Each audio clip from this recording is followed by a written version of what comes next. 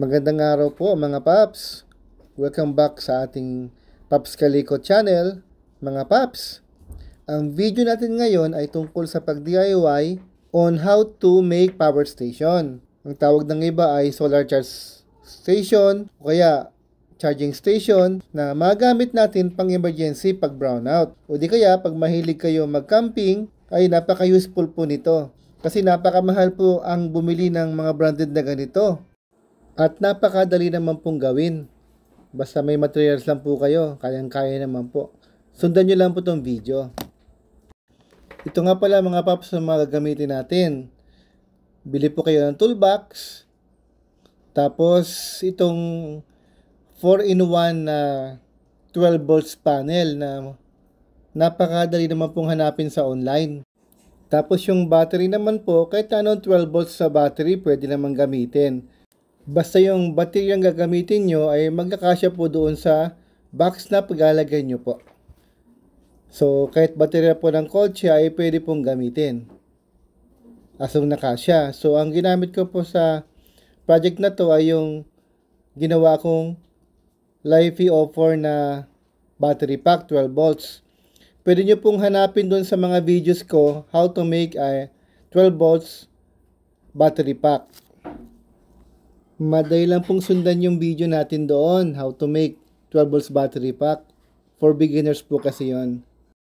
Mga paps, yung palang ginamit kong panghiwa dito, yung dulo nung panghinang, pinitpit ko lang siya tapos ayun, mainit siya so nakakahiwa. So hindi masyadong makalat pagka hiniwa mo yung plastic. Ngayon mga paps, yung palang binili natin na 4-in-1 na 12 volts panel, may kasama na yung mga wires. Bali, ang gagawin nyo muna lang, itususok mo na lang doon sa negative at positive niya.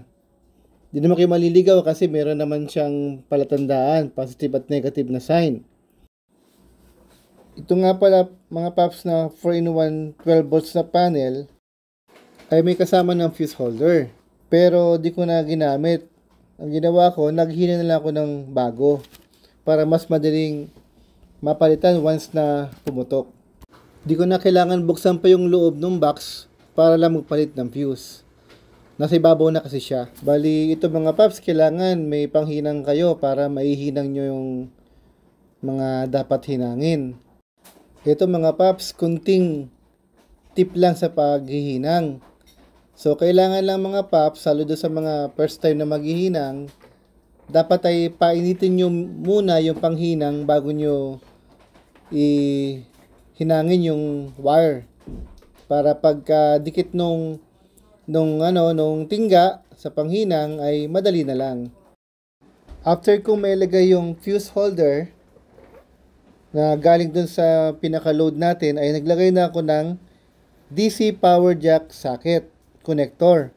Bali ito kasi yung dito magko-connect yung yung mga paps yung pang-charge natin ng baterya.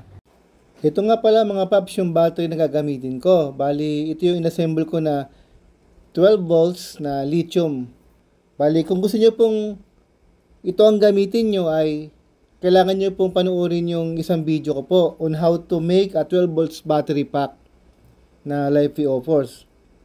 Search nyo lang po doon sa aking playlist. Gumamit nga pala ako ng connector dito sa battery, yung tinatawag na XT90. Para mga paps, madali lang tanggalin yung connection ng battery.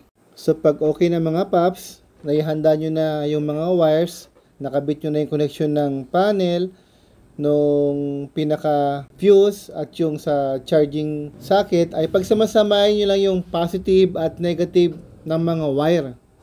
Ulitin ko po, yung mga lahat ng negative pagsamasamahin at lahat ng positive pagsamasamahin din po. Pwede nyong hinangin o kaya pagbulbulin nyo lang po pagsamasamahin nyo lang. Ganun lang po yung kasimple. Basta ang mahalaga po ay lalagyan nyo palagi ng insulation para maiwasan po yung pag-short. Dapat ay balutin nyo ng maigi ng electrical tape yung mga wires. Basta ang mahalaga po ay walang wire na mag-short, magkukos ng short. Kasi pwede pong masunog.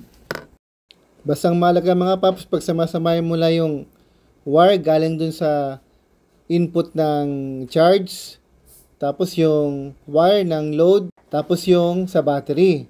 So ito mga paps, okay na siya. Bali nag-power on na siya. Tapos check nyo lang palagi kung umiinit. Pag umiinit, ibig sabihin may mali kayo nagawa.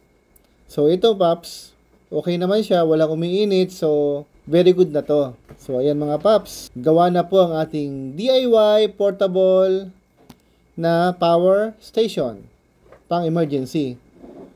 Testingin natin tong 12 volts na ilaw mga paps. Tignan mo, okay naman siya. Maliwanag naman. So, gumagana po 12 volts natin. So, ayan po mga paps, success. Ito mga paps, electric pa na 12 volts. Subukan po natin. Ayan mga paps, success talaga. Okay naman siya. Gumagana. Pwede ng pang emergency pag mainit, pag walang kuryente. Ito mga paps, charger ng phone, subukan natin. Siya pa nga pala mga paps, pwede nyo ring ikabit dito yung router nyo. 12 volts din naman kasi yun eh. So, pwede pong gamitin yung router ng internet dito sa ating power bank. So, kahit na brownout ay meron tayong internet. Ito nga pala mga paps yung gagamitin nating charger. Charger ito ng lithium iron phosphate or LiFeO4. Bali, saksak mo lang, then yung dulo, saksak mo lang doon sa ginawa nating input. Direkta na po yun sa baterya. So, kulay pula pag nag-charge siya. Then, kusa naman siyang titigil kapag na puno na yung baterya natin. Mga paps, hanggang dito na lang po ang ating video. Mga paps, pa-subscribe naman. Huwag niyo pong kalimutan mag-subscribe para pag may bago po akong video ay makikita niyo rin po.